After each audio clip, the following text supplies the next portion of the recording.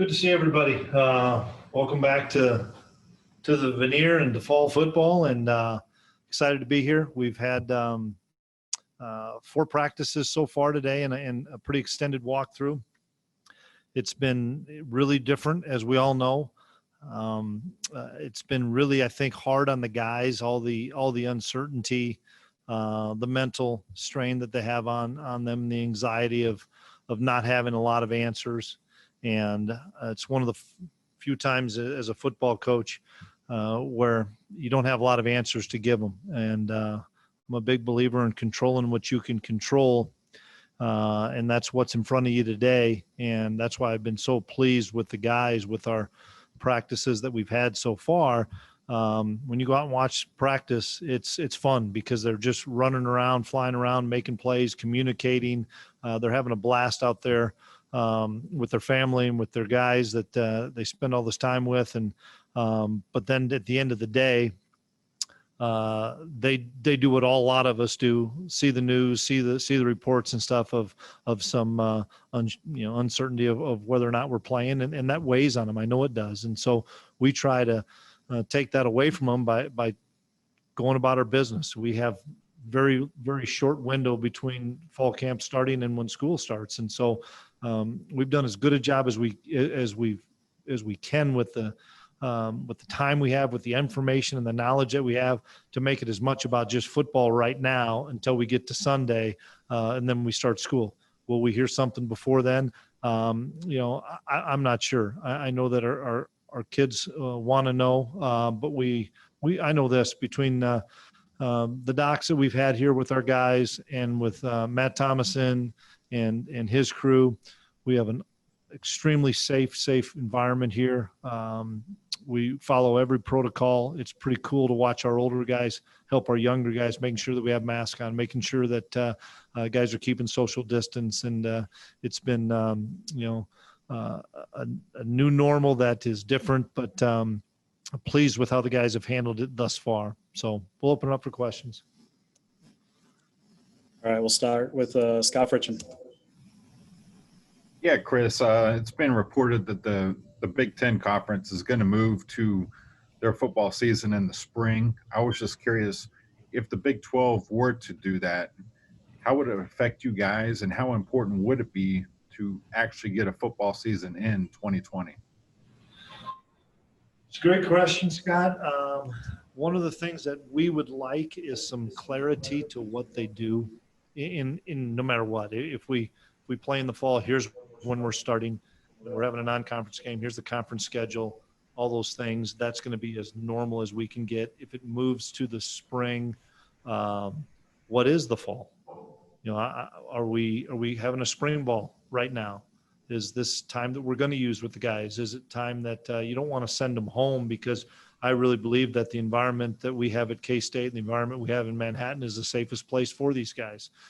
But can we continue with workouts? Can we continue with walkthroughs? Is it required activities? Is it voluntary activities? When will spring ball be? All those things that I know that everybody wants answers to before they would make a final decision.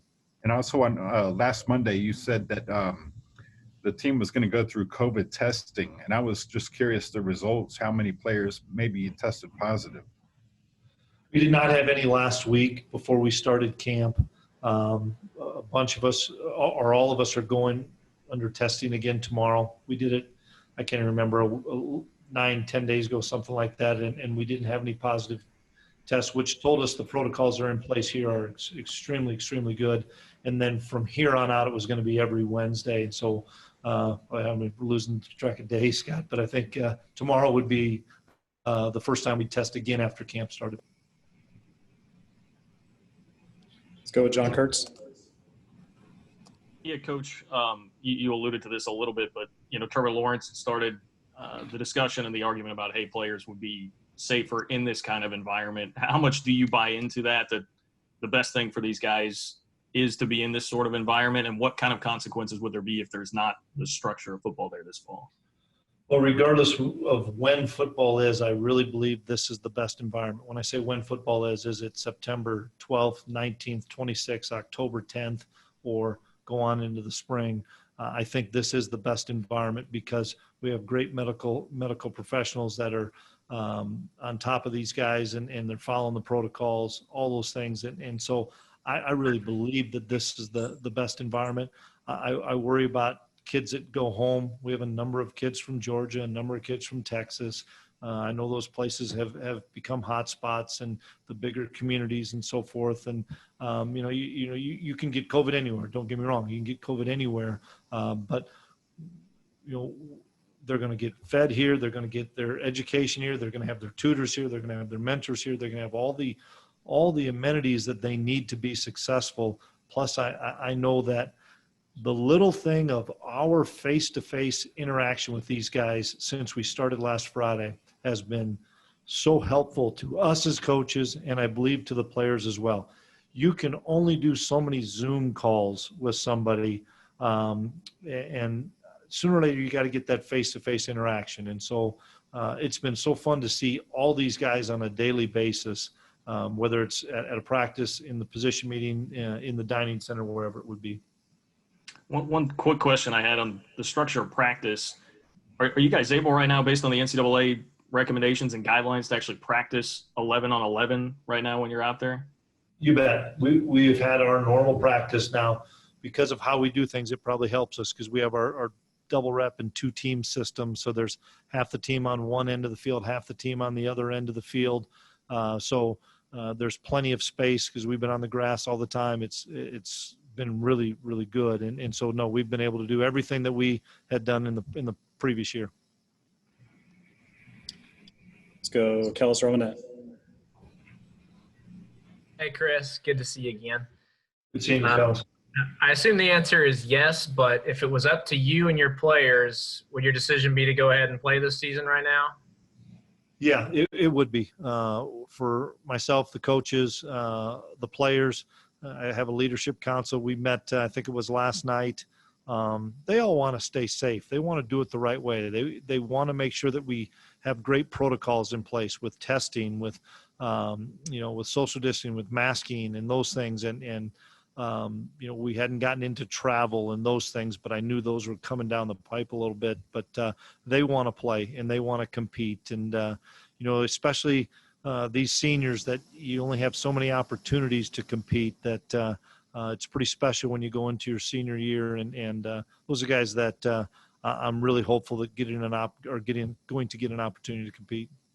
I also wanted to ask, what are the special precautions you guys take in place to socially distance on the football field and make sure that the stuff doesn't spread if it does? I'm sure that's somewhat tough. I think the inside stuff is where we have many more complications and many more adjustments. We used to bring them all in and they'd go to breakfast, then they'd tape, and then they'd come to meetings. Well, we split that up now. Half of them go to breakfast, half of them begin their taping. We always start the day with a special team meeting. Now we have 2 special teams meetings, kind of an older guy and a younger guy, so that we can, our team theater, we have, pieces of white tape on the chairs that the guys are able to sit in so that we can end up getting about 55 guys in here. And then we use upstairs on the 4th floor and put another 30 to 40 guys in there. Position meetings are all over the building. We don't use the smaller position meeting rooms that you would see. We've used West Stadium Club. We've used our Academic Resource Center. We've used everything to spread the guys out. So they're although they're having masks on during the meetings, we keep them socially distant. And then at practices, we've had Al Serby and Matt Thomason and their crew have done a great job of we're trying different things all the time to how do you cover your mouth, cover your nose, and still be able to be effective as a football player and breathe. And we're continuing to try different masks, continuing to try different face guards. These gaiters that they pull up, the guys have liked, and then they come off the sideline, take their helmet off, get their drink, walk away. If you really got to get your breath, get away from people. And then when you're back with your coach, you pull your gaiter up and have the conversation. So the challenging thing for us as coaches is they can't see your mouth moving. They can't see your face very much. So they can listen to you, but that sometimes they don't understand with your facial expressions if you're kidding on something or if you're being serious. But we've done a really good job managing it. Karen Kornacki. Coach, how are you? Great. How are you doing? I'm fine, thanks. I guess my question is, you guys doing this great job, you have no positive tests, but when you get to the games and there's contact and you have no control how your opponent went about being safe, you're out on the field, even if you wear masks, there's still the issue of sweat and blood and body fluids. What can be done to keep that part safe? Because to me, that's where the real danger is. Agreed. One, our medical professionals are doing a really good job of managing your team. And so take Dr. Gorel, Matt Thomason, and our medical people, and they're managing our team. We are confident that every Big 12 school, and those are the calls that Gene Taylor's on every day, all day long, of making sure that each school, each team, each medical professional within that school is doing everything they can to make sure that we're sending a healthy, safe football team to a place and returning that in the same way. I don't pertain to tell you all the things I know about the sweat and all the things, but what we've been told is if they can make sure that they have their mask on and can get into combat with somebody at the line of scrimmage or something, because it's not for a prolonged period of time, that they can be relatively safe. I think we all know that what's relatively, could it be, could they still get something? Absolutely, probably. But I'm not a medical doctor. I don't know those things. We're following the guidelines of the people that this is their livelihood and this is their profession. And I trust those people. Are you concerned at all about travel? Just when you guys do stay in a hotel, I know it'll all be regional. There's only conference games, but does that concern you at all? Yeah, it would concern me. But, for us, the roommates would be the same roommates you have at home. We don't do buffet style meals anymore.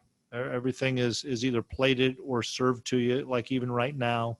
The meeting rooms would be something we'd send somebody there prior to, make sure the meeting room is big enough that we can socially distance ourselves, in that meeting room.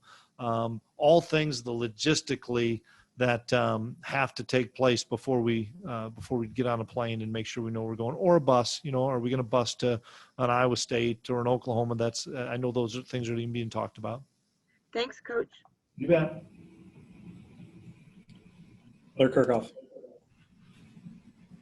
Hey, Chris, could you speak to the responsibilities players have when they're away from the football environment, and how much did you learn or can you apply from that small outbreak you had when the players first came back in June? I think that was a blessing in disguise, probably, because it was in June, and the kids that did test positive all had mild to no symptoms or asymptomatic. So I know that we were fortunate there that nobody was really sick, but they did learn some lessons, whether it's 8 guys getting together to play video games, or go out and have 8 or 10 guys at a pool or something. I think they learned that, nobody's going to be immune to this. If you are in the wrong situation and don't protect yourself, you have potential to get the virus. And so got to remember, when we did that in June, we had everybody test and everybody was negative. And then it only takes one, and we don't even know where that one came from. Was it somebody that came into town from out of town? Did he get it in town? We don't know. I mean, you can speculate on all that stuff, but we just know one turned into 3, turned into 5, to turn into, a dozen or something. And so our kids were like, oh, wow, this really can. So then when we sent them home and brought them back, when they came back, they quarantined before we went back into our workouts. And you could tell that the guys were really cautious about making sure that they weren't the guy that was going to that would be getting somebody sick. And obviously we had a really good success in July because we were able to start everybody at practice in August, and because everybody was a negative test on that first August testing. And we full well know that we test everybody tomorrow. We may have somebody that has to sit out, or a group of guys, because one kid gets it and maybe 3 of his roommates have to sit out. Those things, I think you're always going to have contact tracing, but we feel more confident and comfortable that if I'm protecting myself at a practice with my mask and face guard and stuff, that I wouldn't be a contact trace. Max Olson. Ultimately, ultimately these decisions are made at the president level in the Big 12. Do you feel like you've had good dialogues and Gene's had good dialogues with President Myers about kind of where you feel about all this? I'm pretty confident. I haven't talked to President Myers. I know that Gene has, and I know President Myers is for us playing. And we'll see how that pans out with all the different presidents at the Big 12 schools. And like I told the guys even today, guys, we only can control what we can control, and that's just our effort today in making sure that we improve upon ourselves as a football player today. And so we'll let those guys handle that stuff. I know they're going to have the best interest of the student athlete's health and safety first. Just how challenging is it on your end to, not really still have a start date or a first opponent yet?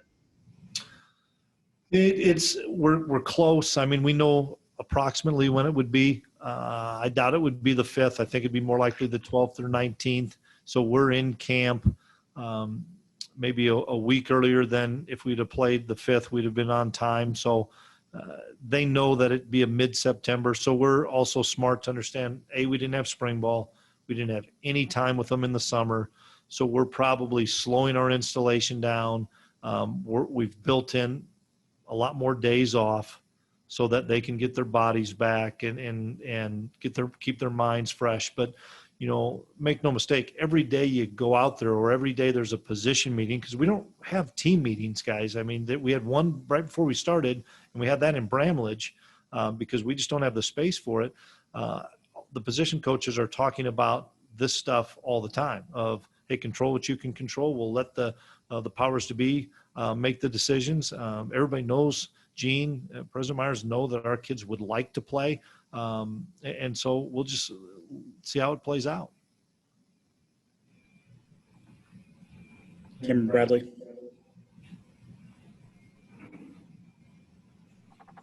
I assume that's me. I got it. Coach Klieman, your first season as head coach, going through everything that you've been through from pandemic to social injustices, can you kind of just give me like a reflection of your first season, going into your second season, going into just such uncharted waters? Well, it's nothing like any of us have done as head coaches, assistant coaches, from NFL to Division I to Division III to high school. It's there's not a coaching 101 for any of us, but there's not a player 101 manual either. And so we just want to continue to progress the program forward. And I thought we had a really good last summer and fall. We were off to a good start in the winter. We got delayed in the spring. It was difficult because everything was virtual. So we were having Zoom meetings and stuff, and kids were working out on their own. That was a strange time. We get to June, proud of the guys for coming together for some of the social injustices and racial issues that were going on. And we're going to continue to fight for those guys and fight for equality to move into. Then we have a bunch of positive tests to get everybody back. I know this to tell the young players that this is so difficult on the young player, especially somebody that's just come here, that, guys, sometime football's not canceled for good. Even if they postpone it, delay it, football's going to ultimately come back with full crowds. I don't know when that'll be, but it will come back. And so every day you get an opportunity to go out and compete. Every day you go out and an opportunity to get yourself better. Take advantage of that and make the most of it. And then one more quick question. What's your message to the fans going into just such a strange time right now with football possibly being canceled and moved to the spring? I think Gene's been great on social media of just being patient. That's all you can do is just be patient and pray and wish these kids the best, because these kids spend their whole life working hard to have an opportunity to tee it up 12 times a year, and none of those 12 are guaranteed. And some of the guys that have been injured could see that and say, shoot, I've had an ACL, I've had some injury that's kept me out of a season. Now I'm healthy, and something else could keep me out of a season. And so to the fans, just pray for these guys. Continue to support them, we appreciate the K-State faithful staying with our guys. Thanks, Coach. You bet. Mitchell Summers. Hey, Coach. So you've had okay, cool.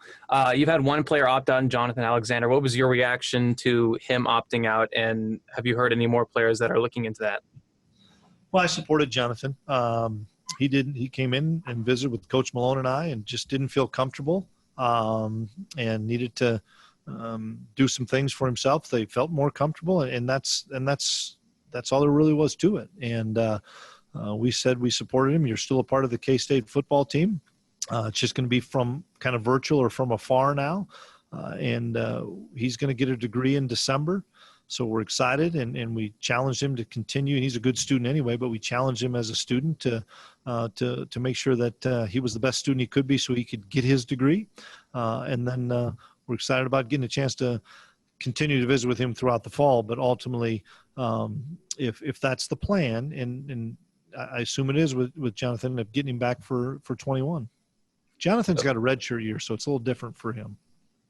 One final other question. So the Big Ten had officially put out their statement saying that the fall sports is going to be pushed to the spring. What is your reaction to the players that are likely going to be losing a season? Well, I hope they don't totally lose the season. Hope they get a chance to do something in the spring. But and that's the protocols that we all as coaches want. What's the plan? What is the plan for those guys? What's the plan for each league, whether they play in the fall or play in the spring? And once again, let's rally around these seniors and find a way for those kids to have an unbelievable experience whenever that is to play, whether it's fall or spring. Len Jennings. Hey, Coach. I hope you're doing well. My question is, you talked about these guys focusing and not getting distracted on the news that's out there with COVID-19. How much are you relying on the senior leadership, specifically Skylar Thompson, who's with these guys and with the players? Well, we rely on everybody. We rely on the seniors. We rely on each other as coaches. We rely on our medical staff. I don't want to put all the pressure on one individual. In Skylar, he's done a phenomenal job being a great leader through a lot of the things this summer and getting guys out there and throwing on their own in 7-on-7. I think it's a collective group of guys that just have to continue to maintain positive and be positive, especially for the younger guys that they don't really know. They're coming to college for the first time and not quite sure what to expect. It wasn't anything like their recruiting trip, I can assure you of that. And so the leaders have done a really nice job of kind of guiding and answering questions for the freshmen, because this is hard as it is as a freshman coming into fall camp. And then you think we're really putting those freshmen in a bubble of they go to Jardine, they come here. They go to Jardine and come here. And that's all those kids have done since early June. And that's difficult to do. So proud of the guys. Our leadership council and our seniors have done a really good job of continuing to educate and help the young players. Back to Kellis. If I can throw an actual football question here at you. Oh, that'd be great, Kellis. Who are some guys who stood out to you during the first couple of days in camp? Well, offensively, Skylar being the second year in the system, you can tell how much more comfortable and confident he is. I really am pleased with the progress that he has made in the off season, mentally as well as physically. A lot of good young offensive linemen that we're learning more about. We really haven't had any real full hard contact practices, but Josh Rivas looks a lot more comfortable. Katori Levinson looks a lot more comfortable. Excited about the addition of Briley Moore. I think he would be a guy that we would lean on quite a bit as a tight end, along with Nick Lenners. We have a lot of, you can name them, the wide receivers we have a really deep core there. And then lots of options at running back, led by Harry and Tyler Burns. On defense, Khalid Duke, you can tell he's put on a lot of weight as a defensive end. He came in as a linebacker. We threw him at defensive end. you put on 20, 25 pounds and still has great explosiveness. He's been really impressive to me. Drew Wiley and Eli Huggins. We had some great D tackles in there last year with Mitty and Deshaun, but I'm excited about those two guys doing a really good job. Nice to have Justin Hughes back out there from a leadership standpoint. And, we have a number of guys returning on defense that you can tell they're just so much more comfortable in our system. It hasn't changed, even though Joe's calling it now. It hasn't changed. The system's the same. The guys are more comfortable. You can see the practices are much more crisp. There's a lot better communication, and overall as a whole through just a handful of practices, we've made great progress. Ryan Black. Coach, hey, good to talk to you again. Hope you're doing well. Appreciate it. See you. Okay. I guess as a follow-up on Jonathan Alexander real quick, is the choice about you kind of saying him being a virtual part of the team, like doing the Zoom and things like that, was that more his call not to be here on campus, or was that more you guys saying just to try to minimize the number of people we would prefer if you're not going to be playing this year to, be at home? Well, we envision him being on campus. Don't get me wrong. He's not going to be in the locker room and some of those areas where, it's all about health and safety. And so we're going to keep him safe and healthy and keep him away from the guys, having him on the practice field and stuff like that. That doesn't make any sense. So, he'll be a part of everything. But when I say virtual, he won't be on the sideline at games and stuff like that. We'll allow those guys their space, so to speak. But they're still have a number of responsibilities, and some of those responsibilities are on campus. Well, and, given the way things are, I know that we're not really going to get to come out to practice like we were a couple of times last year in the preseason. But when we were out there last year, we did get to see, for instance, like a Chris Herron, who's no longer here, obviously moved to wide receiver from quarterback. Is there anybody this year you've already said, well, he came in at this position, we've already want to try to cross-train him somewhere else? No, probably not. In lack of a better thing, we've only been out there 4 days. Really impressed with our freshman class.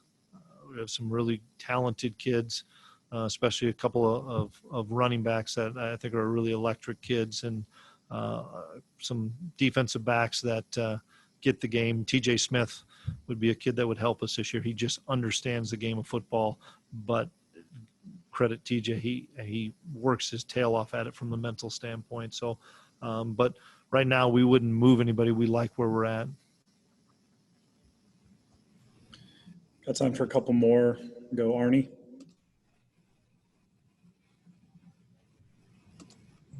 Sorry. You talked about not having spring practice. I was just curious, now that you're out on the field, what do you think you missed by not having it, and are you still able to kind of pick up where you thought you would at this time? Probably the biggest position, and everybody knows it, would be the offensive line not having spring ball. When you lose 5 starters and it's 5 guys that have to work as one and they've never worked together, that's the biggest thing that as we came into fall camp we were concerned about. We needed to make sure that we keep moving those guys forward. The communication is really good. Noah Johnson, who will step in at center for Holtorf, is a great communicator. And so he's kind of the anchor and the guy that talks the most. And so I've really been impressed with Noah. It's just all the other guys. We've got probably 8 or 9 guys that are battling for those positions that we didn't get a chance throughout the spring to, hey, let's try this guy at the left guard rather than the right guard. Let's try this guy at tackle rather than guard, vice versa, of trying to mix and match to get the best 5 and then find out who the next one is. Who's the 6th? Who's the kid that was going to be like Revis last year that step in when Evan Curl would come out? Who are the 6th and the 7th? But just the continuity at that position is so critical because 5 guys have to work as one. And for us, with as many guys as we're probably going to play there, it's going to be 8 or 9 guys working as one. So that's the position that we need the most work on for sure. Okay, last 2 here. Let's go Cameron Bradley first. All right, so you came in last year having to replace Coach Bill Snyder, legendary head coach, had a great season, then have had to try to navigate through this pandemic and everything that's gone through this summer. Have you still at all, even through all this, felt any of that pressure that you may have felt coming in that first season, or has it kind of been, lifted off your shoulders because you've had to go through all of this? Well, you always feel pressure, but that's from within. But no, it's much more comfortable. It's like Skylar Thompson or anybody else that's been in the system for a year. You know how things work. You know how things operate. You know more people in the facility. I think all of us as coaches have felt much more comfortable in year two. Now it stinks that we lost all of the winter and the spring and the summer, but it allowed us as coaches to be around each other probably more because nobody took any vacations in the summer. We just saw each other all the time. So that was, in hindsight, probably a good thing with Coach Standard coming in. His family was still in Syracuse, so he was with us every day in May, June, July, getting ready for the season. And typically we'd have been in camps and then on some vacation time. Well, we didn't do that this year, so I think there's a lot more continuity with our staff. Thanks, Coach. John Kirks. Yeah, Coach, one thing that was mentioned, the We Want to Play movement that got started, players, Trevor Lawrence has been advocating for, hey, we may want a players association in college football, a body to represent us. Do you think that's something that would be beneficial for the game and to have for the players? Oh, I think so. How you do that, I think it was great with what he came out, and then some other players, kind of echoed his sentiments of letting people know. I think it was important to let as many people know that the kids felt comfortable in wanting to play. And that's something I think the presidents needed to know. Most athletic directors do know it because they're around guys so much. But no, I thought that was a positive thing. And hopefully they can figure out a way to do something like that. It's just so different because everybody's on such different schedules. The NFL, everybody has OTAs the same time. Everybody has, their combines, their mini camps and stuff the same time. For us, there's some people that have spring ball in February, some that have it in April. I mean, there's so many differences in college football, but it'd be great for some of the guys to come together, and maybe that's something that, as a Power Five, we can maybe nominate, 20 to 30 kids from each conference or 10 kids from each conference to be a part of something like that. Max Olson, finish this off real quick. Yeah, Coach, just curious from your standpoint, watching this all play out, obviously you saw Missouri Valley, what they had to do. Just as this all unfolds, what's it like for you to just see kind of how difficult this is becoming, and just how do you kind of reckon with this? I know it changes every day. If you'd asked me in March, I'd have said football is going to be fine. We should be talking about how many people we're putting in the stadium at this time of year. Are we going to be able to put 75, 50, whatever? And once we got to May, there was a time where I was like, boy, this just isn't going to fly. I just don't know how we're going to do it. And then we got to late May or early June. I thought, boy, this has really got a chance. Then I saw some of the things across the nation of what things are going on outside of Manhattan. I thought, okay, we're getting a little bit tougher again. And then all of a sudden it clears up again. And you think, okay, we have a chance. So every day's different. And that's the thing that as a football coach, and I'm not saying myself, all of us as football coaches, we want to be coaches. We want to get out there and talk X's and O's. We want to get out there and talk technique. But we need to be leaders more than we need to be anything right now. And leaders amongst our leaders on the team, and help those guys that are going through difficult times, and really be there for the guys that are really unsure, the young kids, freshmen, sophomores, that don't know what's going on. And we don't have all the answers for them, but we just need to be there for them. We need to listen. We need to support, and we need to make sure and let those guys, everybody know that, it's going to be okay, and we're going to find a way to make this right.